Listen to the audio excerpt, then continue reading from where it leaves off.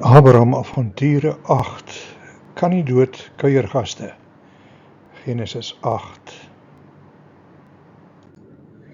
Ons storie begin laat eenmiddag terwyl Abraham onder die koeltebome van Mamre sit.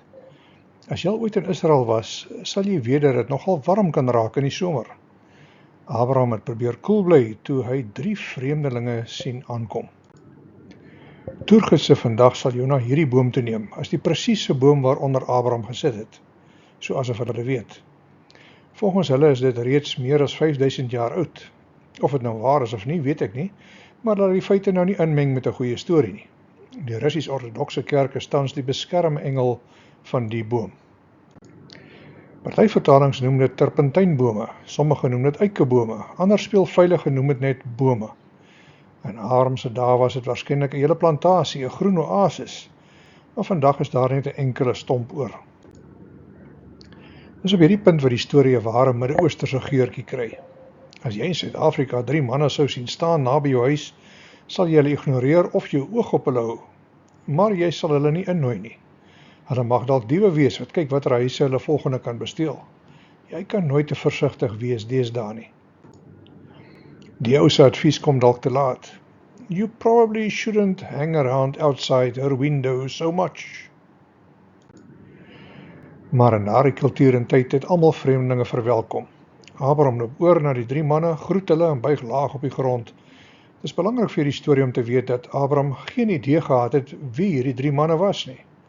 Later sou hy agterkom dat een die Here was en 2 van hulle engele, maar hy het dit toe nie geweet nie. Die man het nie anders gelyk as enige van die ander reisigers wat deur Israel beweeg het nie. Hulle het nie goue heilous bokant hulle koppe gehad of vlerke nie, en het nie juis hemels gelyk nie. Alles wat Abraham doen hy omdat hy kom vanuit 'n kultuur en tradisie van gasvryheid. Hy het nie verwag dat God by hom sou kom kuier of aandete kom eet nie, maar dis presies wat gebeur.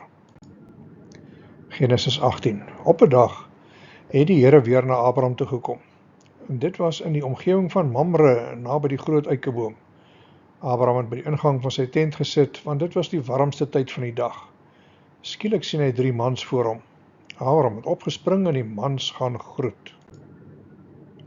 Hy het laag gebuig en toe gesê, meneere, kom asseblief nader, moenie verder stap nie, bly hier. Dis 'n voorreg om u te ontvang. Ek bring vir u 'n bietjie water en dan kan u sommer daar onder die boom gaan sit en die voete was. Ek kry ook gou 'n stukkie brood en kan u iets eet voordat u verder loop. Het is wonderlik dat u nou juis hier by my verby moes kom. Hulle antwoord, goed dan, ons sal so rukkie bly. Maak maar soos jy sê. En dit bring 'n interessante vraag na vore. Hoekom sou God homself vermom en inkognito opdaag? Hoekom het hy nie opgedaag met 'n weerligstraal en die geluid van trompette wat blaas nie? As God nie homself vermom het nie, sou niemand hom gesien het nie. Die Bybel onderstreep dat niemand God kan sien en bly lewe nie. God is nie 'n mens soos ons nie. Niemand van ons het die vaagste idee hoe God lyk nie. As jy wel vir hom te sien sou kry soos hy is, sou dit jou doodmaak. En dus vermom God homself wanneer hy die aarde besoek, anders sou ons almal bokvel toe wees. Daar is seker 'n tweede rede hoekom God homself vermom. Hy doen dit sodat hy net gesien kan word deur hulle wat oë van geloof het. Jesus het 'n soortgelyke ding gesê toe hy gevra word hoekom hy met soveel storiese en gelykenisse praat. Daardie storie was maar net stories wat die ongelowiges verbaas het, maar sy volgelinge sou dit verstaan. Die Nuwe Testament vertel dat na sy opstanding Jesus net gesien is deur gelowiges. Hoekom? Want ongelowiges sou nie die feit waardeer dat hy opgestaan het uit die dood nie. Dalk is 'n derde rede vir God se vermomming, sodat hy ons motiewe kan toets. As jy geweet het dat God vanaand by jou huis sou kom aanklop vir aandete, sou jy die res van die dag spandeer het aan skoonmaak en inkopies doen om gereed te maak vir sy koms. Dit is seker nog nooit met jou gebeur dat jy probeer opruim voor die skoonmakers opdaag nie, né? Ek wonder hoekom doen mens dit? Is dit dalk so dat hulle nie moet dink jy is 'n slop nie? Maar wat van die bure langsaan? Sou jy hulle enigstens 'n gedagte gehou het? In Matteus 25 sê Jesus dat sy volgelinge beloon sal word omdat hulle hom in die tronk besoek het, vir hom kos en klere gegee het en hom ingeneem het. Maar wanneer hulle hom sou vra, wanneer hulle hom dan kaal of honger of dors of in tronk gesien het, antwoord hy. En die koning op die troon antwoord, wil julle regtig weet wanneer julle hierdie dinge vir my gedoen het? Luister dan goed. Elke glas water of stukkie brood het julle aan 'n broer vir my gegee het julle eintlik aan my gegee. Wie my vriende help, al is hulle onbelangrik, help my. 2 arm kinders en hulle ma sit een aand aan tafel om te eet. Hulle het 'n ekstra bord gedek by die tafel ter ere van Jesus. Hulle het net mooi gesit toe 'n ou man aan hulle deur klop en kom vra vir kos. Die ma wou hom dadelik wegstuur toe haar seun sê, miskien kon Jesus nie self kom nie, toe stuur hy hierdie ou man in sy plek. Soiets het in ons storie ook gebeur, maar hierdie keer het die Here nie 'n plaasvervanger gestuur nie, hy kom self na Abraham toe, vermom as 'n gewone reisiger. Verskillende vertalings vat hom so verder. Abraham was vinnig tent toe om vir Sara te sê, vat gou 'n paar hande vol van jou beste fynmeel, knie dit en maak vir die mense broodrolletjies.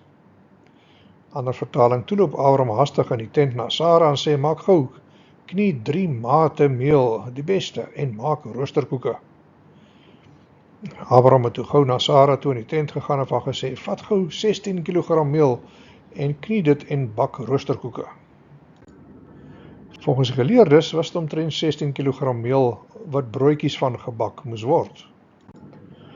As ons dit nou sou vertaal na vetkoeke, is dit omtrent 190 vetkoeke wat sy moes gereed maak vir die besoekers. As ons dit sou vertaal na hamburger buns, was dit omtrent 800 buns gewees, of broodrolletjies. As ons dit sou vertaal na winkelbrode, is dit omtrent 55 brode. Nou, ek weet hoe honger tieners kan wees, want ek was self een. My ma kon omtrent nie voorbly om beskuit te bak nie. Maar selfs ek sou gesnoeker word deur soveel brood op een slag.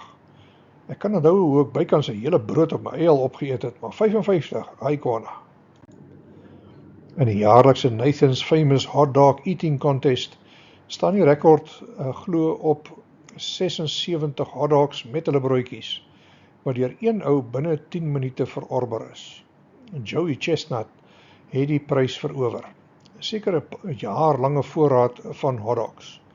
Ek sou so allergies wees vir hotdogs en so ervaring dat ek maar sal wag vir volgende jaar se kompetisie. 'n 23-jarige vrou het een keer 8,5 kg se kos verorber.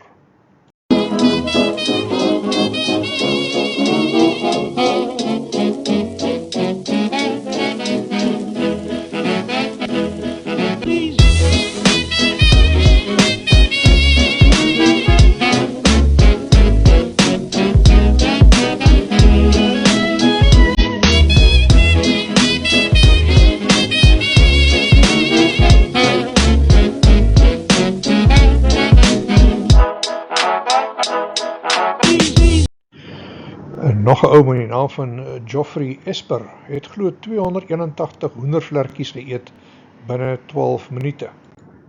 Dieselfde Geoffrey het ook die rekord opgestel as die ou die meeste snye pizza geëet het, 83 snye in 10 minute. Nou, ek was al by 'n eat all you can aanbieding, maar ek het nie na by sy rekord gekom nie. Die ou se ma het seker gesukkel om hom vol te kry, want die grootste pizza was vir hom kinderspeletjies. En dit het 'n ou soos Furious Pete net 41 sekondes gevat om 'n hele groot pizza alleen op te gobbels. Ek wonder hoe lank het hy met hierdie een gevat. Wat vertel dit jou van Abraham se gasvryheid? Oordadigheid, baie, te veel, daar sou verseker kos oorbly. Sy gaste moet bederf word met oorvloed. Hy het nie skimpie gegaan as dit kom by gasvryheid bewys nie. Hy het letterlik oorboord gegaan. Dit was onmoontlik dat sy gaste soveel kos sou kon eet, maar dit het hom nie verhoed om hulle te oorlaai met hartlikheid nie. Die doel was om hulle welkom en geëerd te laat voel. Die wat al by Arabiere gaan eet het, sal onthou dat daar 'n oorvloed kos beskikbaar was. Teen die tyd wat jy reeds stampvol is, dring die gasheer daarop aan dat jy nog en nog eet, en dis nie 'n goeie manier om te weier nie. Mens styer gewoonlik oorrent na so ete. Hepsie, toe, kry nog.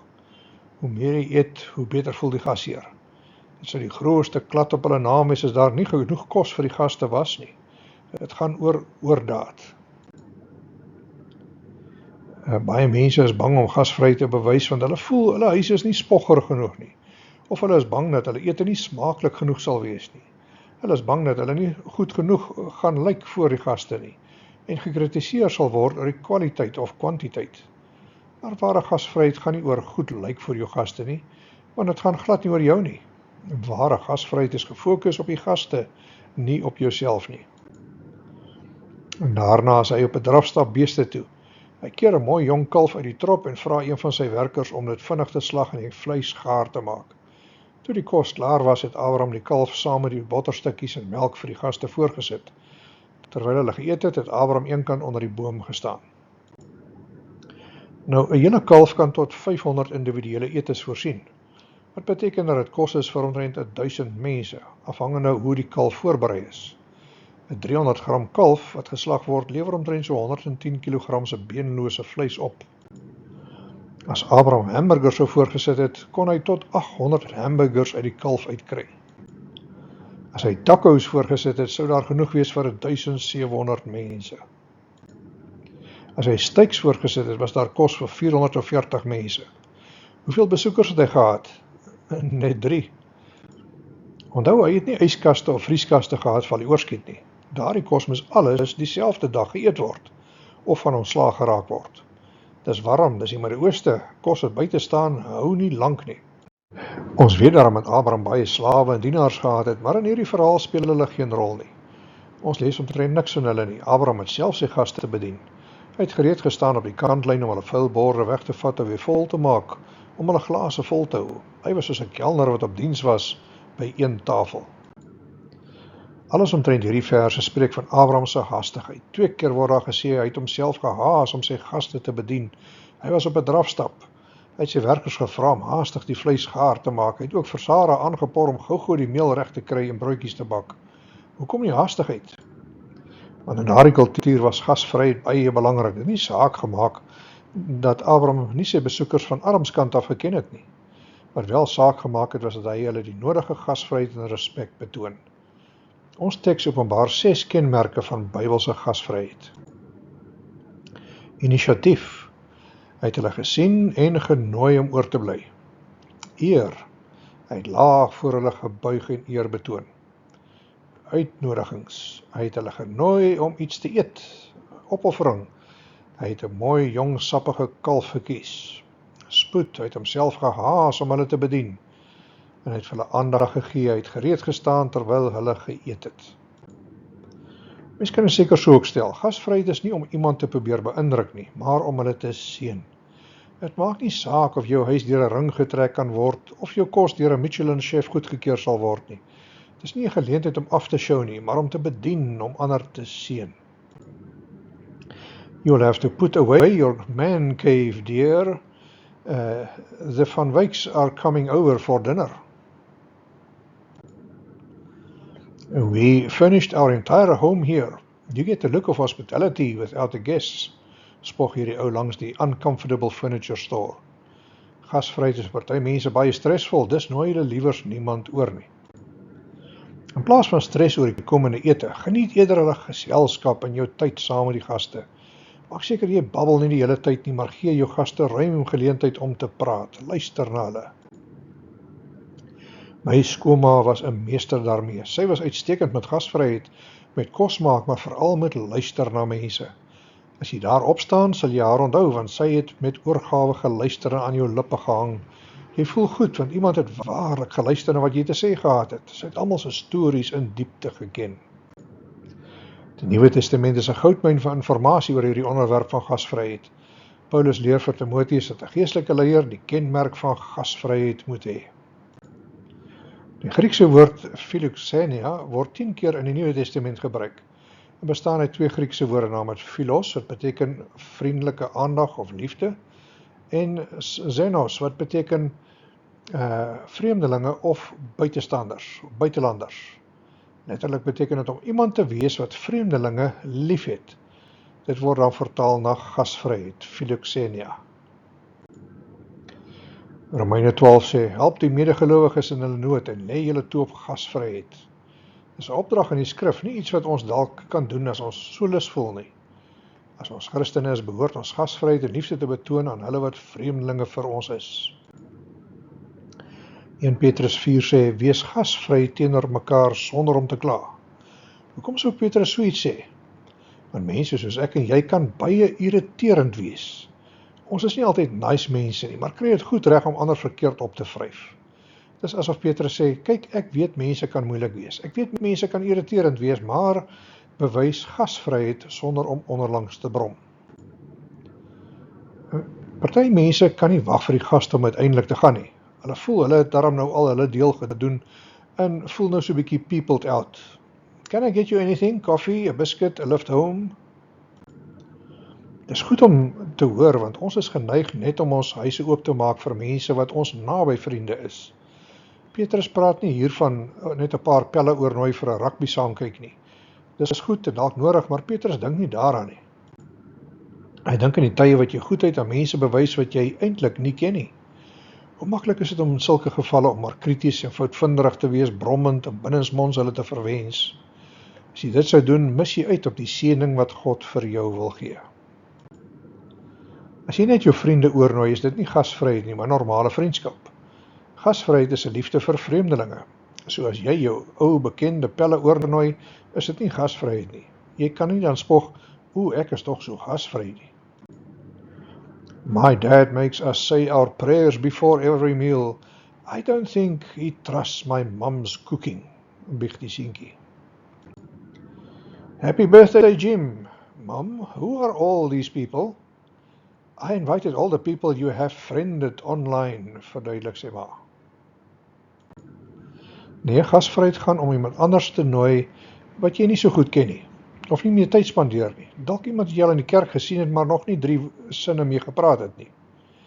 Wat dink jy sou gebeur as jy so iemand sou uitnooi na jou huis, iets lekkers vir hulle kook en oor 'n bord kos rustig met hulle gesels en na hulle luister? Jy hoef dalk nie soos Abraham oorvloed kos te gaan voorberei nie, maar jy kan met eenvoudige kos jou liefde en belangstelling wys. Een van die mees bekende stories in die Nuwe Testament is die verhaal van die barmhartige Samaritaan, waar hy liefde vir vreemdelinge gewys het. Die Jode en Samaritane was vyande, maar in die storie wat Jesus vertel, was dit juis 'n Jood wat beroof en aangerand is. Die Samaritaan het alle kulturele en rassegrense oortree deur hom te hulp te snel en liefde aan hom te betoon, hom te versorg en dan na 'n plek van verdere versorging te neem. Ware gasvryheid kruis alle grense. Het jy geweet, daar was motorfietshandelaars in die Bybelse tyd? Ons lees van Lydia die purperverkoopster in die boek Handelinge. Dit klink vir my na 'n bromponie of 'n motorfiets, maar alle grappies op 'n stokkie. Nee, purper was 'n pers kleurstof waarmee klere gekleur is.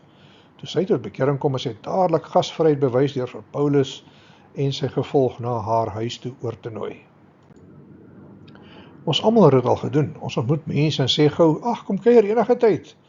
So een nag is daar 'n klop aan die deur en net wie aan tafel sit vir ete. Wie kan dit wees? Daar staan daardie 6 nuwe mense wat jy so hartlik uitgenooi het. Wat doen jy dan? Jy glimlag en sê, ag, baie welkom, so goed om julle te sien, kom gerus binne. Maar in realiteit hou ons vingers gekruis en bedoel ons nie 'n woord nie. Dis asof party gaste al die sigbare leidrade as prins mis wat ons eintlik probeer kommunikeer. Ons kan tog so oulik wees met gaste, nie waar nie? Thank you for not outstaying your welcome. Maar die Here weet wat eintlik in ons harte aangaan. Ons kan dalk ander mense flous, maar ons kan nie die Here flous nie. Dis hoekom hy sê dat ons gasvryheid moet bewys sonder om te kla of te murmureer. Vergeet die gasvryheid nie, want daardeur het sommige, sonder om dit te weet, engele as gaste geherberg. Die woord wat ons vertaal met engele beteken letterlik boodskappers. Dit kan letterlik engele van God wees, of dit kan ook 'n hemelse boodskapper wees, wat soos mense lyk. In hierdie geval dink die skrywer van Hebreërs aan die moontlikheid dat letterlike engele van God ons dalk kan besoek. Op die kantlyn van sy gedagtes was dalk hierdie storie in Genesis 18, waar Abraham 3 vreemdelinge welkom geheet het. Sonder om hulle identiteit te ken, het hy vir hulle kos bedien. Dit blyk op die ou en die Here self te wees, tesame met 2 engele. Die skrywer suggereer dat so iets eendag met ons ook kan gebeur. Wat sou jy vir die Here bedien? Lekker vingerhappies van gevulde eiers met warm pastytjies en frikadelle en kaasbroodjies as voorgereg? En dan bring jy die curryboontjies uit tesame met die ingelegde beet en biltongslaai, terwyl jy solank die biefstuk en wors nommerpas braai op die vuur. En die geur van vars gebakte brood versprei deur jou huis, terwyl jy seker maak die moerkoffie is aan die prut op die stoof. Ons bewys nie gasvryheid omdat ons dalk vir ingeval so engel kan ontmoet nie, of selfs vir God in ons huis kan tuismaak nie. Jy nooi nie die mense sodat jy E.T. of dalk 'n alien met sy vleiende piering te siene kan kry nie. Ons bewys gasvryheid omdat ons deel wil wees van iets goeds, iets wat tot seën vir ons gaan wees. Was dit 'n seën vir Abraham? Ja, hy het 'n paar dinge uit daardie besoek gekry. Bevestiging van wat in die toekoms gaan gebeur, 'n belofte van wat sy grootste behoefte gaan vervul. Hoekom is gasvryheid so belangrik? Dis 'n toets vir praktiese geloof. Dit is maklik om godsdienstig te wees, maar meer belangrik om prakties te wees. Abraham het nie geweet wie hierdie besoekers was nie, maar hy het die beste wat hy gehad het wel vir hulle aangebied. Gasvryheid is ook een van die beste maniere om brûe te bou en skanse af te breek tussen mense. Ek het al oor en oor gesien, ongeag watter kultuur ek ingereis het. Ek het nou ook een keer in die noord van Koerdistan in 'n uitgebomde huisie gesit het, onder die skaduwee van 'n wilde vyeboom waar die inwoners ons met glasies sterk tee, halfvol suiker bedien het. En dit was hulle beste. Hulle het hulle harte en huis vir ons oopgemaak om die kort tydjie saam met ons te spandeer. Hulle het niks anders gehad na die oorlog nie, maar steeds hulle beste gegee vir hulle vreemde besoekers uit die weste. Gasvryheid maak ook deure oop vir die evangelie. Dit is mense wat jy net kan bereik oor 'n koppie koffie of 'n bord kos. Mense wat jy nooit in die kerk sal sien nie. En dikwels gaan die deur aan die hart toe oop as jy jou huis oopmaak vir ander. Waar is jou vrou Sarah? Het hulle hom gevra. Daar in die tent, het hy gesê. Een van hulle sê toe, as ek volgende jaar op dieselfde tyd weer hier verbykom, sal jou vrou 'n seun hê. Sarah het dit gehoor, want sy het agter hulle in die tent se ingang gestaan. Abraham en Sarah was egter al oud, en Sarah lankal verby die tyd dat 'n mens 'n kind kry. Dit is hoekom sy gelag het, toe sy die man oor 'n seun hoor praat het. Sarah het vir haarself gesê, my lyf is al veels te oud vir die genot van die liefde. En boonop is Abraham ook hopeloos te oud. Die Here vra toe vir Abraham, waarom het Sarah net nou gelag? En waarom het sy gedink sy is te oud vir 'n kind? Is enigiets dan vir die Here onmoontlik? Oor 'n jaar as ek weer hier, dan sal Sarah 'n seun hê. Sarah het skielik bang geword en ontken dat sy gelag het, maar die Here het gesê, o ja, jy het. En toe die ete uiteindelik einde se kant toe staan, begin dit skielik vir Abraham duidelik word wie sy vreemde besoekers is. Hy het met die Here self gepraat en sy engele. Hierdie vreemdelinge het vanuit die hemel gekom, nie sommer net 'n dorpie hier af in die pad nie. Die klem van hierdie gedeelte word gelê op Sarah se twyfel en ongeloof. Terwyl Abraham met die Here in 'n gesprek gewikkel was, het sy afgeluister by die ingang van die tent. Toe sy hoor dat 'n belofte aan Abraham gemaak word, dat Abraham 'n seun sou hê omtrent hierdie tyd volgende jaar, het sy dit heel komieklik gevind. Sy het Abraham geken, en hy was al veels te ver heen om 'n pa te word, om nie eens te praat van haarself nie. Hulle het al 24 jaar gewag vir God, om sy belofte te vervul. Maar nou was dit veels te laat, om dit moontlik te maak. Daardie deur is toe, daardie skip van ouerskap het lankal geseil. Hoekom sou volgende jaar dan anders wees? In wese het Sarah God se woorde in twyfel getrek. In haar verwysingsraamwerk het God sy kans verbeur. Hy het te lank gewag. Miskien sou dit moontlik gewees het 10 of 20 jaar gelede, maar nie nou meer nie. Eens op 'n tyd het sy dalk geglo dat die Here se belofte dalk waar sal word, maar na 24 jaar van wag, het haar hoop in skerwe gelê op die rotse van realiteit. Nee, sy gaan nie weer val vir daardie ou storie nie. 'n Kind volgende jaar, not a chance my China.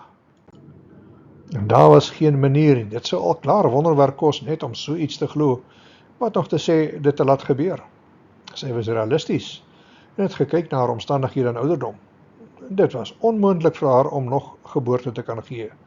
In haar oë was dit 'n totale onmoontlikheid. Sy was daarom al 'n wyse 90 jaar in hierdie wêreld, en het daarom al baie dinge gesien. In Sarah se gedagtes was dit so belaglik en absurd, dat dit lagwekkend was.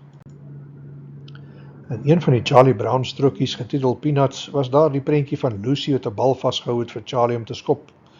Elke keer as hy die bal weggeruk het, net toe hy wil skop, het hy op sy rug beland. Een keer het Lucy beloof dat sy nie weer die bal sal wegpluk nie. Charlie glo haar so waar en neem 'n lang aanloop om die bal te skop. Op die laaste oomblik pluk sy weer die bal weg, so Charlie alweer homself dusnis val en op sy rug lê. Lucy kyk dan af na hom en sê, Charlie Brown, jou geloof in die menslike natuur is 'n inspirasie vir alle jong mense. Sarah was al sinies gewees. Sy gaan nie weer probeer om daai bal te skop nie. God het dit te veel keer weggepluk op die laaste oomblik. 'n Kind, ag nee, wat vergeet dit. Daai water is onder deur die brug. En dis jok Sarah toe sy gekonfronteer word. God het gevra, hoekom het jy gelag? Sy het dit ontken en voorgegee dat sy nie gelag het nie. Die Bybel sê sy was bang, maar bang vir wat? Miskien was sy bang om in die publiek uitgevang te word. Miskien was sy bang oor wat die Here alles omtrent haar weet. Of dalk was sy bang oor wat Abraham vir haar sou sê. Miskien sou die meeste van ons gedoen het wat Sarah gedoen het. Ons sou probeer het om ons spore of oortreding toe te vee. Ons ken die spreekwoord, hy wat laaste lag, lag die lekkerste. Sarah het gelag, en ek en jy sou dalk ook lag. Maar op die ouend was dit God wat die lekkerste gelag het. Soms lag mens uit ongeloof, soms lag mens uit frustrasie, soms lag mens vanuit 'n siniese hart. Soms lag mens uit ontkenning, onwillig om die positiewe moontlikhede raak te sien. Soms lag mens uit sarkasme, maar God sal die laaste lag wanneer sy plan bekend sal word. Party van julle sal selfs 'n lied uit jou kinderjare kan onthou met die woorde Laugh, laugh your burdens away. Laugh, laugh your burdens away, for Jesus has promised to take them all. Laugh, laugh your burdens away. Ons weet dat lag goed is vir die mens, dit lig jou gemoed en laat jou beter voel. Dit los nie jou probleme op nie, maar dit maak dit so 'n fraksie makliker om te hanteer. Iemand het gesê dat om te lag soos medisyne vir die siel is. Wanneer was die laaste keer dat jy sommer so uit jou maag gelag het, tot jou spiere later seer is van al die gelag, tot jy nie meer kon lag nie? Hoe het jy gevoel daarna? Die apteker gee 'n spieël vir sy pasiënt as voorskrif. Take it for stress. It helps to laugh at yourself. So moenie die lewe te ernstig opvat nie. Leer om so 'n bietjie meer vir jouself te lag. Een van die tekens van goeie gesondheid is die vermoë om vir jouself te kan lag. Sonder 'n sin vir humor gaan geen mens deur die ouderdom kom nie. Daar's baie dinge wat jy nie meer kan doen soos in jou jong dae nie. Jy kan nie meer verspring nie, jy kan nie meer die fynskrif op die pilleboksies lees nie. Jy kan nie meer mense beïndruk met hoe jy lyk nie. Die ouderdom neem baie dinge van jou af weg. Om te lag is 'n oorlewingsmeganisme.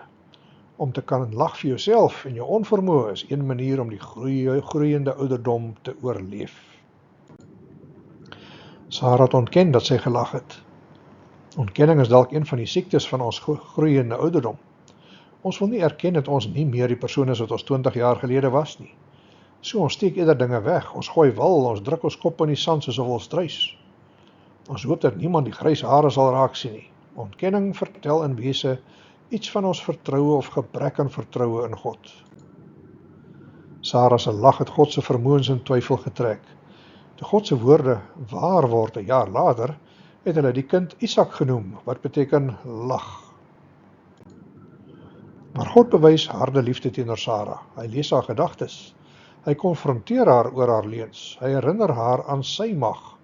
Hy vernuwe sy belofte en hy stal haar ongeloof in die publiek uit. Hoekom sou hy dit doen? Want as ma van die komende nasie sou sy baie invloed hê in die geskiedenis van Israel. Voordat God vir haar Isak kon gee, moes hy haar eers aan die einde van haarself bring, sodat al haar vertroue in God alleen sou wees. Ek is seker, Sarah het nie geniet om vasgetrap te word deur die almagtige God nie. Maar dit was absoluut nodig vir God se plan om te kan voortgaan. Op 'n manier kon God haar nie seën totdat hy haar bestraf het nie. Hierdie gedeelte is opgeteken sodat niemand sou dink dat Abraham en Sarah op een of ander manier op hulle eie vir Isak in die lewe kon bring nie, of dat God hulle groot geloof beloon het nie. En die bietjie geloof wat hulle op hierdie stadium oorgehad het, was nie juist groot nie, maar blote krummels. Die kans vir 'n baba was minder as 0. Dit bring ons uit by God se slotsom. Is enigiets te moeilik vir die Here? Die antwoord is natuurlik nee. Maar ons het dit nodig om gereeld daaraan herinner te word. Die skrywer van die boek Hebreërs som dit so op. Wat beteken dit om op God te vertrou? Geloof of vertrou in God beteken om nie een oomblik te twyfel nie, dat hy sy belofte sal hou en om daarna uit te sien. Ons kan dit wel nie nou al sien nie, maar ons weet verseker dat dit sal gebeur. Ander vertaling sê, geloof egter is sekerheid van die dinge wat gehoop word, 'n bewys van die dinge wat nie gesien word nie. Geloof is die waarborg dat God sy kant sal bring. Martin Luther het geskryf, faith is a living, daring confidence in God's grace, so sure and certain that a man could stake his life on it 1,000 times. Geloof is om te glo dat God sy belofte sal hou, ongeag die omstandighede, wat dalk die teendeel probeer bewys. Geloof is om te glo dat God sy belofte sal nakom. Dit berus nie in hoe hard ek probeer glo nie, maar in die karakter van God. Die Libanese filosoof Khalil Gibran het geloof so gesien, faith is an oasis in the heart, which will never be reached by the caravan of thinking. Faith is a knowledge within the heart, beyond the reach of proof. 2000 jaar na Abraham het Paulus sy geloof so opgesom in sy brief aan die Romeine. Sy geloof het nie verswak nie, al het hy besef dat sy eie liggaam reeds so te sê dood was. Hy was reeds ongeveer 100 jaar oud, en dat Sarah sy moederskoot ook reeds dood was. Met die belofte van God in gedagte, het hy nie in ongeloof verval en begin twyfel nie. Trouwens, hy het sterker geword in die geloof en het die eer aan God gegee. Abraham het besluit dat God sal doen wat hy gesê het hy sal doen. En dit het al die verskil gemaak. Wat wil jy hê moet God vir jou doen? As jy vir God een ding kon vra, wat sou dit wees?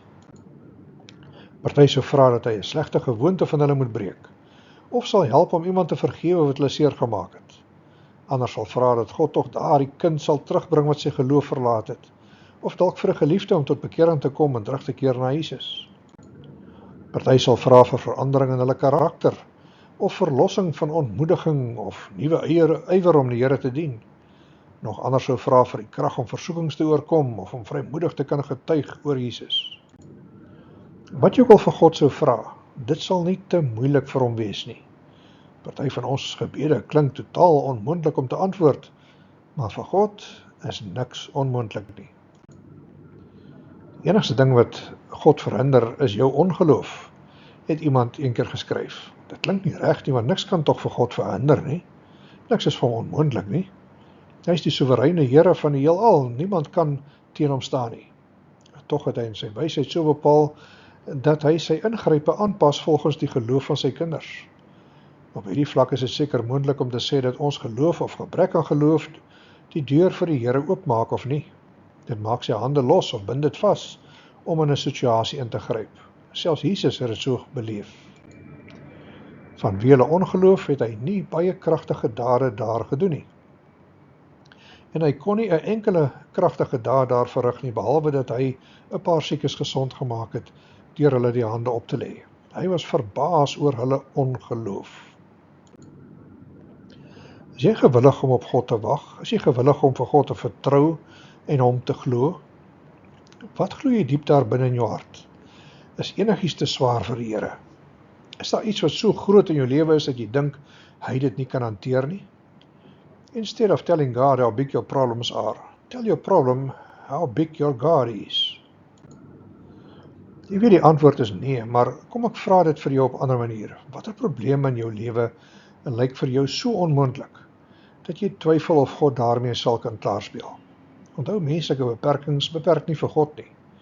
Net soos God lewe kan bring in 'n dooie moederskoot, kan God lewe bring na dooie situasies in jou lewe. Niks is vir hom onmoontlik nie. God wil hê dat ons hom moet vertrou met ons probleme. Die God wat alles gemaak het, wil hê dat ons in hom moet glo. Is jou probleem te moeilik vir die Here? Nee. As jou antwoord ja is, dan is daar geen hoop vir jou nie. Maar as jou antwoord nee is, wag daar 'n opwindende toekoms vir jou. Maar die keuse is joune. duisende gelowiges oor die eeuw het probeer om God op die proef te stel. Hulle het hom vertrou en hy het deurgekom vir hulle. Die mees belangrikste besluit wat jy ooit kan maak is die keuse om jou lewe in die hande van God te sit. Dalk echo hierdie persoon se gebed met jou. God, I put everything in your hands today. My family, my health, my home, my security, my fears and feelings. You are the only one I trust, with all I have and all I am. Thank you for carrying my burdens. Dalk voel jy kan nie meer gered word nie, want jou sondes is net te veel en te groot.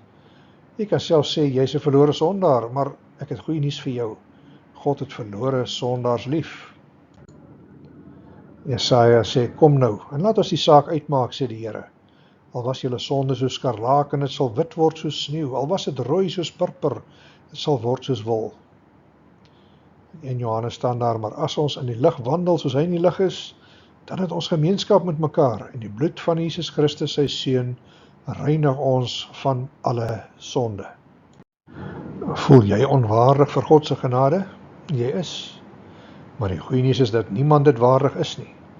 Abraham was 'n leenaar, Sarah was 'n leenaar, Moses was 'n moordenaar, Dawid was 'n egbreker, Petrus het selfs vir Jesus verloon. Maar hulle almal het te doen gekry met die genade van God. Wat van jou? Sien jy kans om hom met jou hele lewe te vertrou? Here, U ken my. U weet wat in my binneste aangaan. U weet hoe ek sukkel om U te vertrou. Maar ek kies om U op U woord te neem. Ek kies om my vertroue in U te stel, ongeag my omstandighede. Dankie dat U groter is as al my probleme en uitdagings. Amen.